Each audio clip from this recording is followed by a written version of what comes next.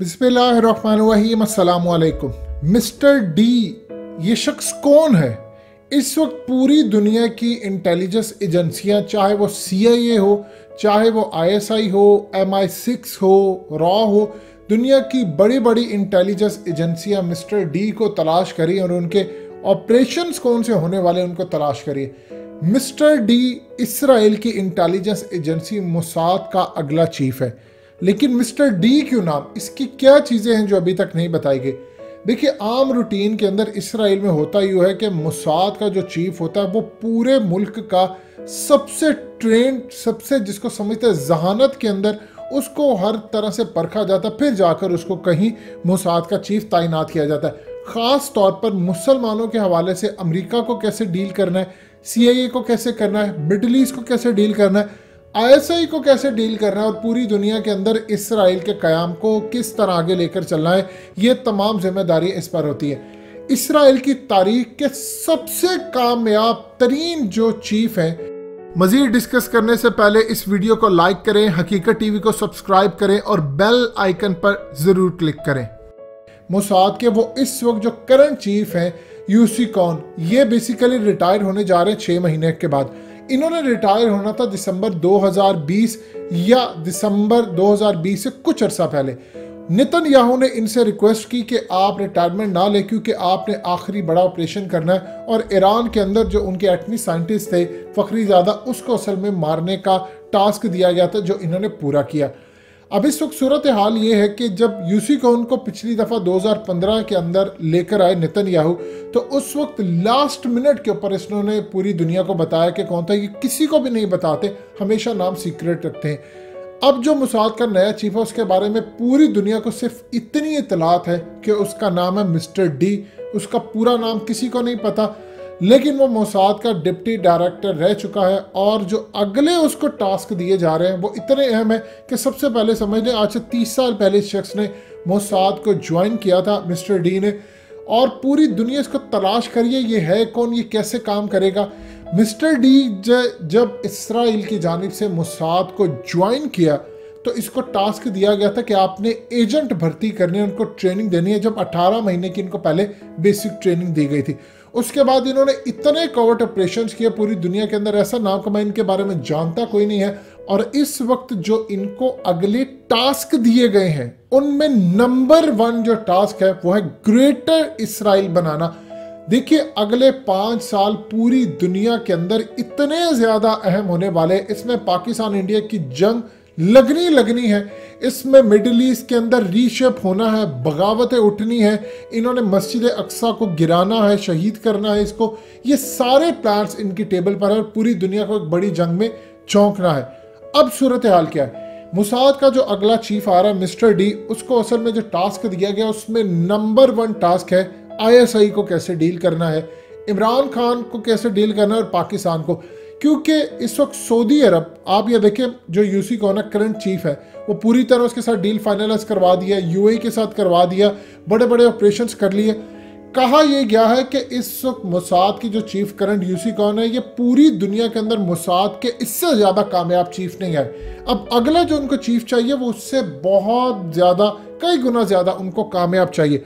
अब असल में उसको तैयारी दी जा रही है कि इमरान खान को कैसे डील करना है, पाकिस्तान को किसी तरह लाइन पर लेकर आना है कि पाकिस्तान इसराइल को तस्लीम करे, ISI के साथ मामला तय करे, उनको डील करे एग्रेशन के साथ। यानी ISI के राह में रुकावट बनती है आपकी, पाकिस्तान की फौज बनती है, तो इनके खिलाफ बड़े लेवल पर कार्रवाइयाँ हो, किस तरह ब्लैक वाटर को यूज़ करना है, CIA को कैसे यूज़ करना है, और इसके अलावा हैकल सुलेमानी और ग्रेटर इसराइल, इनकी बहाली के लिए सबसे बड़ा टास्क दिया जा रहा है। देखिए, ग्रेटर इसराइल के लिए आपको एक काम होता हुआ नजर आएगा और वो ये है कि पूरे अरब वर्ल्ड के अंदर जंग है, ईरान के साथ जंग बड़े लेवल पर।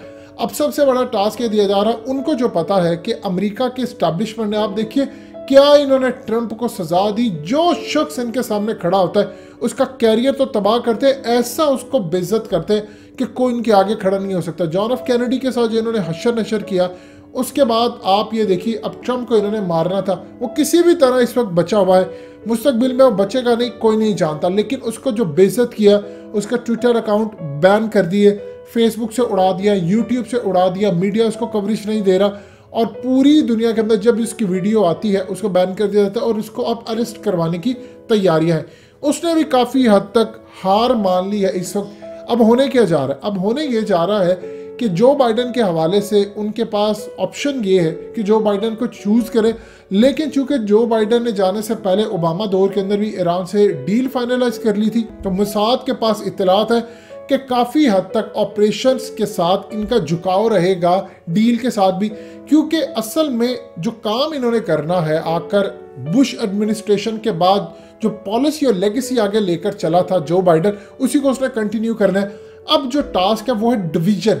देखिए, ईरान के साथ उन्होंने काम करना है और अरब के अंदर उन्होंने बगावतें करवानी है। अब ख्याल ये है मोसाद का कि ईरान के साथ कोई डील फाइनलाइज हो सकती है, तो बेहतर ये है कि बड़े लेवल का ऑपरेशन किया जाए। इसीलिए आपको पिछली वीडियो में तफसीली हकीकत टीवी बता चुका है कि इन्होंने अपनी कौम को इमरजेंसी हिदायत जारी की है कि आप रेडियो खरीदें। रेडियो खरीद कर आपने जो हर घर के अंदर इन्होंने शेल्टर्स बनाए होते हैं कि अगर जंग हो, कोई बड़े लेवल की तबाही हो, तो आप उस शेल्टर में चले जाएं। और वहाँ पर जाकर उन्होंने कहा है कि आप सोच सकते हैं कि पाकिस्तान में जो ब्लैकआउट हुआ, ईरान में हुआ, इसराइल में भी ब्लैकआउट हो सकता है, क्योंकि अब कई ममालिक आपस में जंगें करेंगे और चाइना के पास टेक्नोलॉजी है, पाकिस्तान भी यूज़ कर रहा है। DGISPR ने इसी पर पॉइंट आउट किया था कि हमारे पास ये मौजूद है। अब काम ये होने जा रहा है कि मिस्टर डी को टास्क ये दिया गया है कि ईरान पर हमला करना बड़े लेवल का, और इसीलिए उन्होंने अपनी कौम को पहले कहा कि अब रेडियो खरीद कर रखे। इंटरनेट जब बंद होगा, ब्लैकआउट होगा, सारी चीज़ें होंगी, ना आपके पास इलेक्ट्रिसिटी होगी, कुछ होगी, तो आपने रेडियो के ज़रिए इमरजेंसी हिदायत लेनी है और इस पर आगे चलकर अमल करना है। ये इस वक्त सूरत हाल इनके साथ पेश आ रही है और इसी को लेकर आगे चल रहे हैं। मिस्टर डी का जो सबसे पहला काम है पाकिस्तान के अंदर ब्लैक वाटर को एंटर करवाना, अफगानिस्तान के ज़रिए पाकिस्तान में बगावत करवाना और पाकिस्तान के हालात इतने ज़्यादा ख़राब करना कि पाकिस्तान मजबूरी के तहत अब इसराइल को तस्लीम करे। और अरब वर्ल्ड को दो टास्क को दिए जा रहे हैं। सबसे पहले अरब वर्ल्ड को पूरी तरह ईरान से लड़वाना, और जब ये ईरान से लड़े, जंगे सऊदी अरब और दुबई की सड़कों तक लेकर आना। जब ये जंगे आ जाएंगी तो उसके बाद इसराइल की फौज इनकी मदद के लिए जाए, तो उसके बाद अरब वर्ल्ड को आपस में, यानी जिस तरह आपने देखी इसकी मिसाल, कतर को सऊदीया से लड़ाया, फिर कतर की दोस्ती होगी, इन सबको जो जितने 22 अरब कंट्रीज हैं इनको आपस में इस लेवल पर लड़ाना कि एक दूसरे के खून के प्यासे हो जाए। और आप ये देखिएगा, इसराइल के कहने पर इन्होंने लड़ाई की और इसराइल के कहने पर ही दोनों ने सुलह कर ली, यानी कतर और सऊदी अरब ने। इससे पहले इनका प्लान यह है कि तुर्की को भी साथ रगड़ा लगाना और इसके बाद किसी तरह एक ग्राउंड करना। जिस तरह मिसाल के तौर पर यूसी कौन ने जो काम किया, उसने बड़ा ज़बरदस्त काम किया। उसने काम ये किया कि उसने 2000 साल से जो ये लोग नहीं कर पाए थे उसने पूरा करवा दी, यानी यरूशलेम को कैपिटल बना दिया इसराइल का। ये उनके लिए बड़ा जश्न था। देखिए, हदीस में इसका जिक्र मिलता है कि बैतुल मुकद्दस की आबादी मदीना की वीरानी होगी।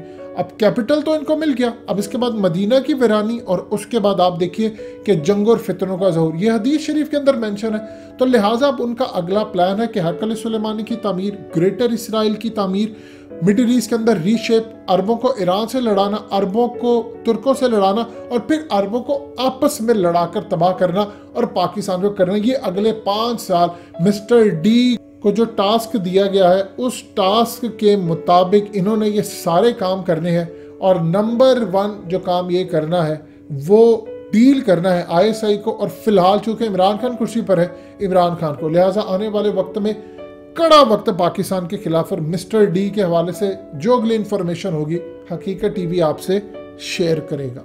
दोस्तों, हकीकत टीवी को सब्सक्राइब करना मत भूलिए, वीडियो को लाइक करें, शेयर करें और कमेंट सेक्शन में अपनी राय का इजहार जरूर करें।